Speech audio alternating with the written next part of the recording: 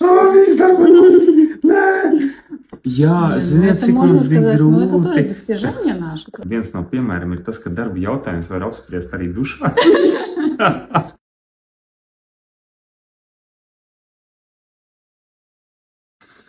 Visi zina mani, kā zinātnes skolas vadītāju.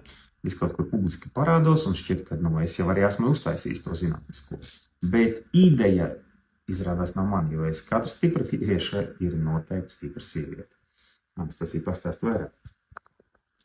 Ideja man ir radusies, kad jaunākajam dēlam bija 2 gadi, un es biju ļoti aktīvā mamiņu klubā, un tur bija dažādas nodarbības bērniem, bet nebija nekas saistīts tieši ar zinātni. Un tad man atnāca ideja, kā varētu pamēģināt uztaisīt pulciņu tieši saistīt ar zinātni. Un tā mēs arī izdarījām. Sākumā tas bija vienkārši prieka pēc rotaļājoties ar bērniem, tur to pamēģināt, bet pakāpeniski tas viss pārvērtās par zinātnes skolu ar savu autoprogrammu.